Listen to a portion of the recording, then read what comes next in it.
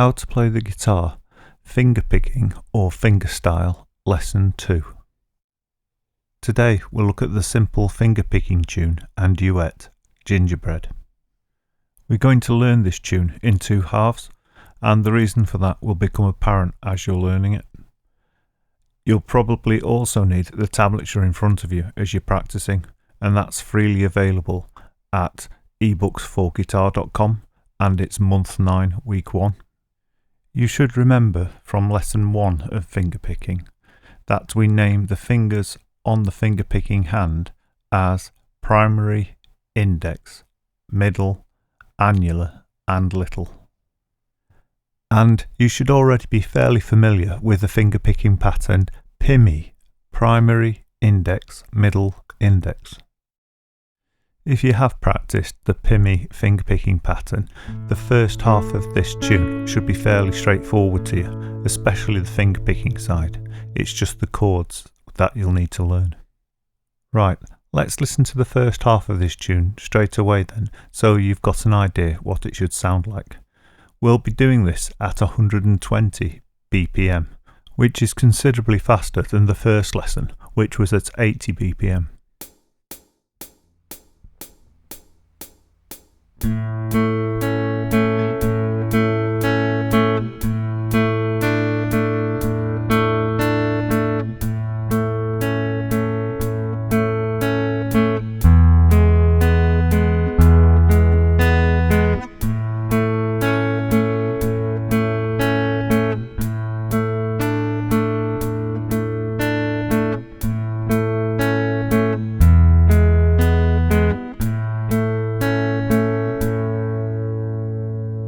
Even though the metronome speed for this lesson is a lot quicker than the previous lesson, don't let this concern you. Because as you learn fingerpicking patterns, you repeat them so many times, it's amazing how quickly they become smooth and fast. So start off at a pace that you're comfortable with, and then slowly speed up as you become better with the fingerpicking and happier with the chord changes. Right, let's start learning to play the tune Gingerbread. The first thing we need to do then is play an A major chord with a PIMI pattern. However, if you look at the tab, you're not playing the bottom strings and the top 2 strings. You're actually playing the A bass and the G and B string with the index and middle finger. So let's see that being done and then practice it yourself.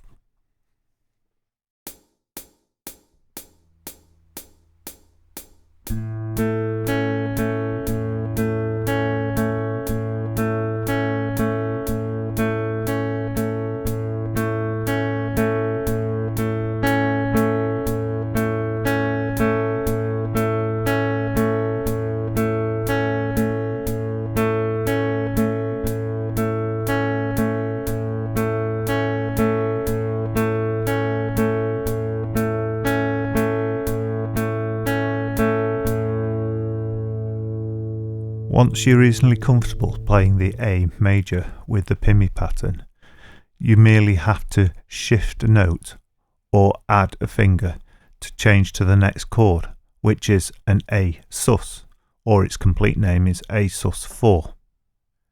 This should be fairly simple because the fingerpicking pattern just remains the same. Now there's 2 ways of playing the A sus 4. The first one is to move the 3rd finger up by 1 fret. The second way to play this chord is to add the 4th finger and leave the 3rd finger in place. Now, the best way for you to decide which method of playing this chord is better for yourself is to actually try it, and that involves just going between the A and the A sus 4. Now initially you can try this by strumming it, or if you prefer you can go straight into the fingerpicking. Either way, try going between the A major and the A sus 4 using the 3rd finger, and the A major and the A sus 4 using the 4th finger, and then do this several times until you're confident you know which one you're most comfortable with, and then stick with it. This is important. If you practice 2 methods, you're splitting your practice time down the middle. So find the one method you're most comfortable with and stick with that method.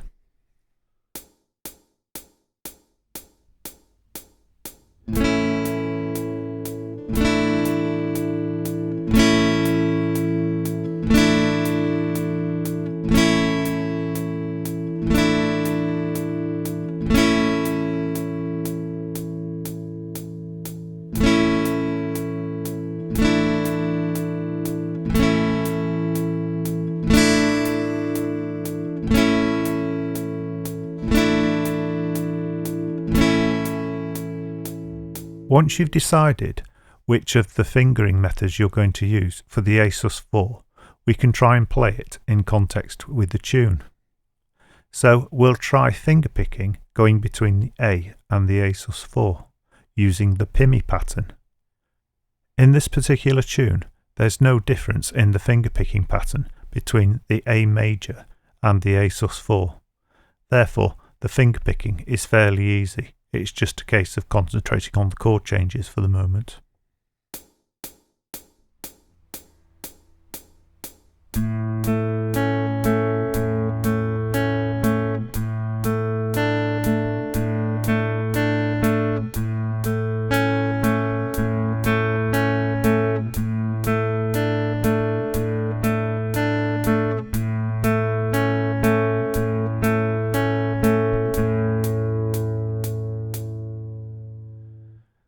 When I'm teaching this lesson in one-to-one lessons, it's amazing how many times I get asked why is it called an A sus4 chord. So I'll just do a very quick explanation just to give you an idea. An A sus4 chord then is, as the name suggests, an A chord, but then we add the fourth note of the A major scale. So if you look at an A major scale, we go 1 A, 2 B, 3 C sharp and 4 D. So the fourth note is a D. So we're simply playing the A major and suspending the fourth note of the scale, hence the name A sus4. You quite often come across sus chords or add chords or various other chords with numbers in them, and these numbers always refer to the notes within a scale. This is why it's so useful for us to learn the scales. To give you another example, you come across A sus2 quite commonly. So if we look again at the scale, the A is the 1 and B is the 2. So to play B, we simply remove the third finger to reveal an open B string, and this is A sus2. We'll go into this in more detail in another lesson when I'll explain it properly. However, for now, let's continue with this tune. Right, for this part of the tune, we've just got one more chord change to learn, and that's the change from A major to E major. You'll notice here in the tab that the bass goes down to the bottom E string and then back up to the A string again. So when you play the E major, you play a bottom E string for the bass. So just try that change between the A major and the E major, strumming it for the moment just to get the hang of it.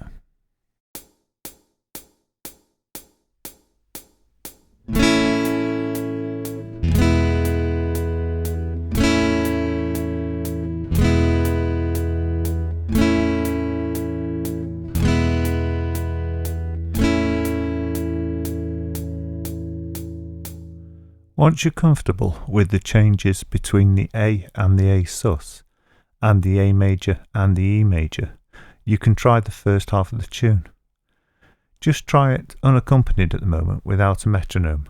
However, I'll play it here with the metronome so you can keep up if you wanted to try playing along with me. We'll hear the tune twice here. Once where you see my fingers and once where you just see the tab.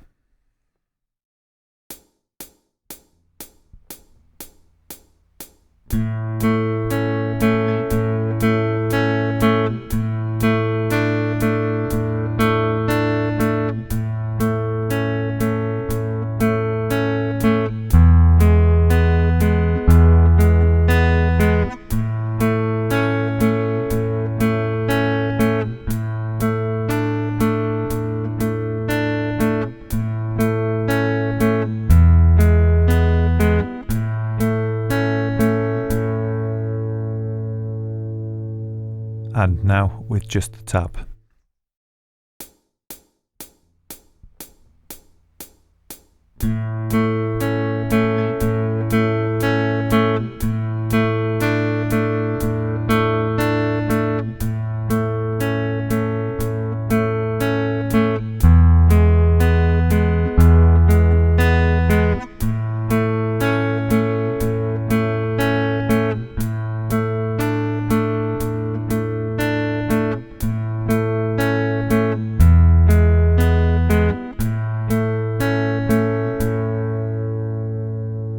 it'd be well worth pausing the video at this point and practicing the first half of the tune until you're pretty comfortable with it before you move on to the second half of the tune.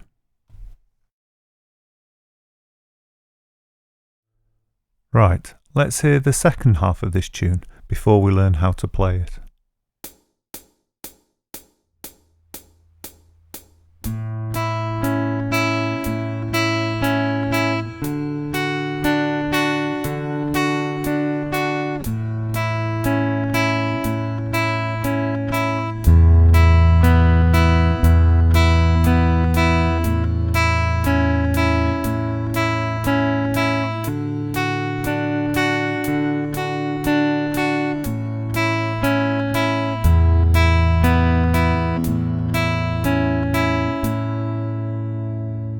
Just like the first half of this tune, the second half consists of 3 chords. However, 2 of them you already know, and that's the A major and the E major. This time, however, we've got a D major as well. So you need to practice going between the A major and the D major. Just do this strumming initially, just to get the hang of it.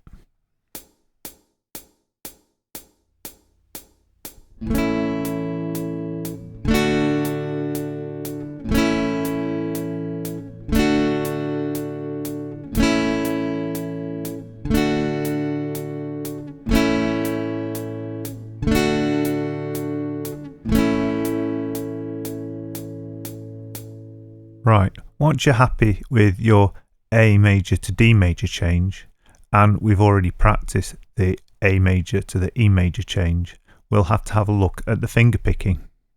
This is where the challenge lies. The finger picking pattern is more or less reversed. And by now I would imagine you've got into a bit of a habit with the pimmy because you've done it so many times. For this part of the tune, we'll be playing primary, middle, index, middle, and we'll be playing the top 2 strings with the index and the middle fingers. So there's quite a difference. Let's try practicing the primary, middle, index, middle pattern a few times, either with the open strings or with the A chord. But don't worry if you're finding it difficult, you will have developed a habit and we've now got to break that habit. So if your brain's telling your fingers to do one thing and they're doing another, don't worry, you'll soon get through this stage.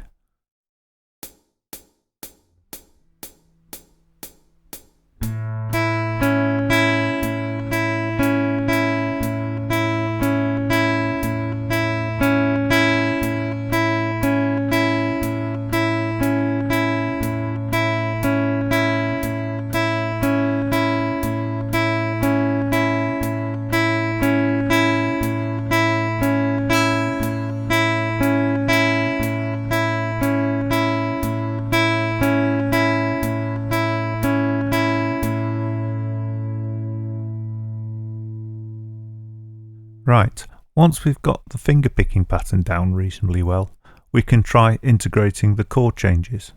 So let's start with the A major to D major and do this a few times. If we do that, we should get it reasonably fluent.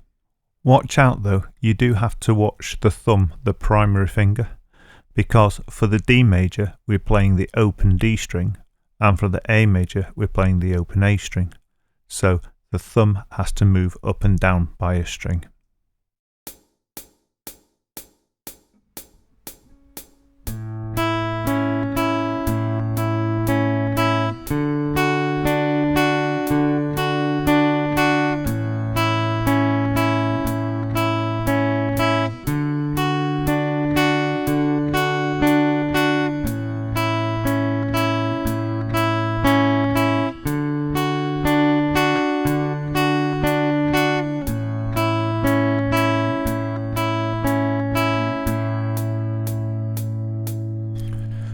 Once we've got the D major to the A major change, we can try the A major to the E major change. However, this can be particularly easy if you don't mind cheating. If you look at the E major, you don't actually have to finger any notes.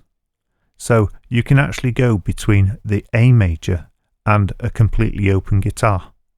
This makes it a really easy change. So try playing that now.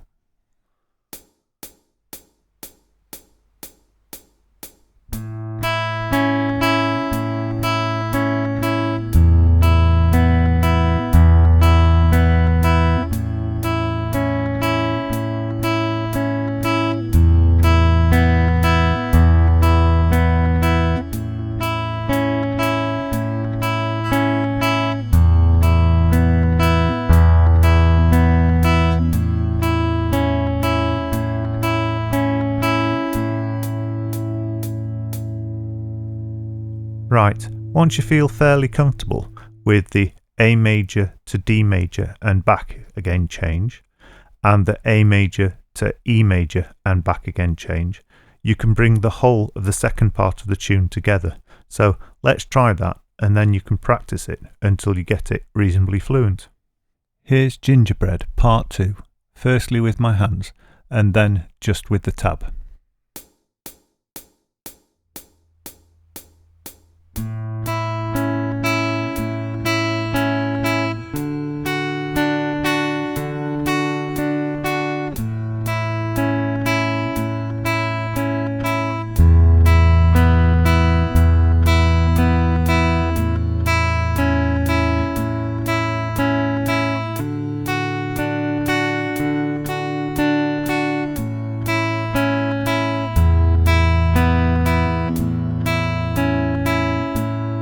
Here it is again, just with the tab.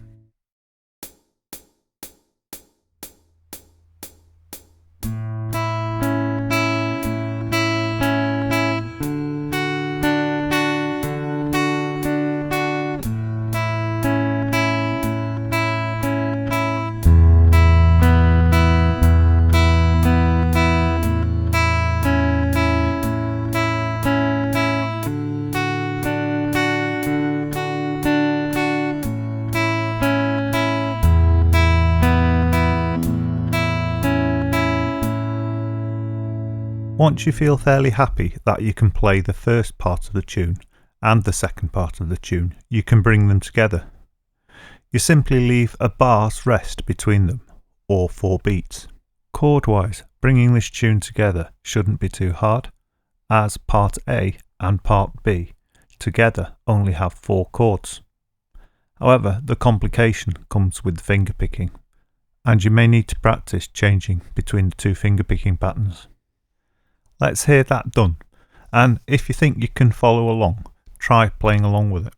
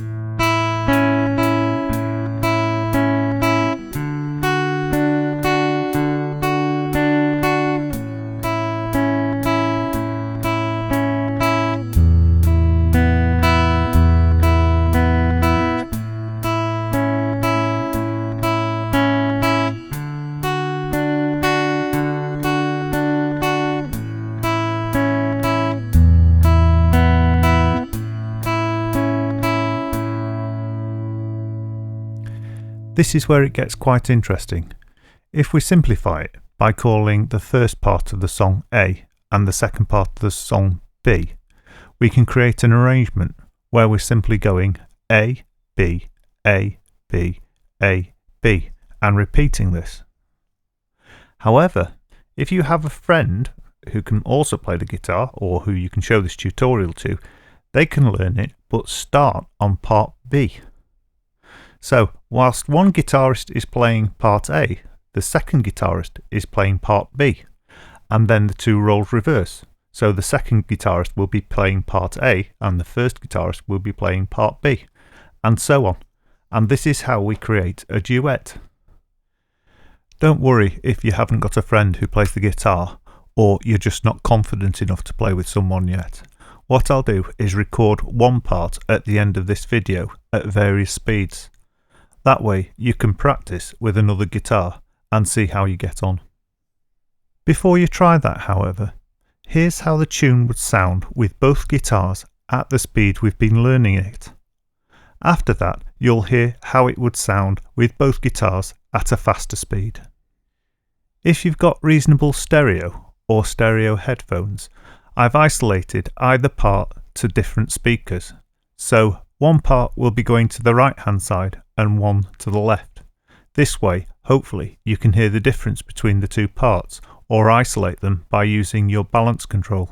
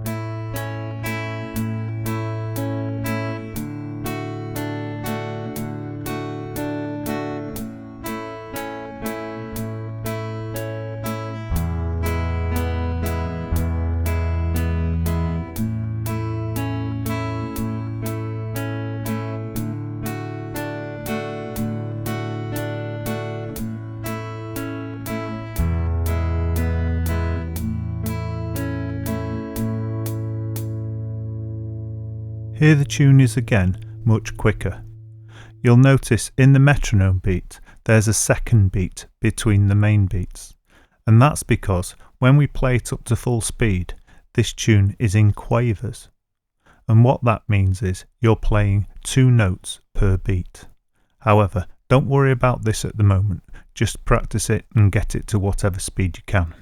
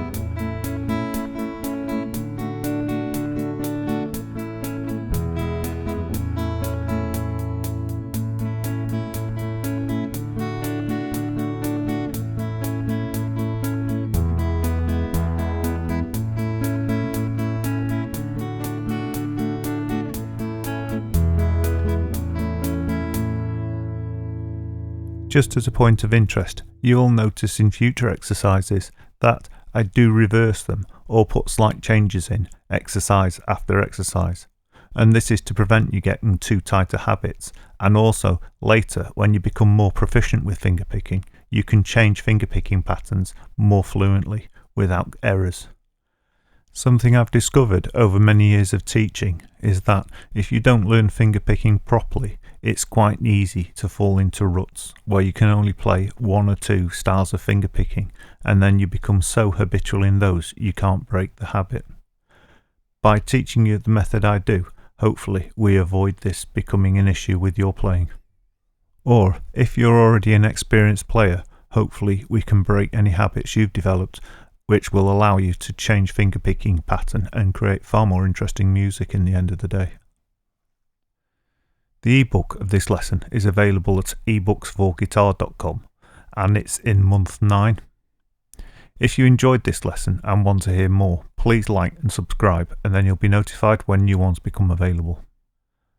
Following on now is me playing the second guitar part at 120 beats per minute, 150 beats per minute, and 180 beats per minute.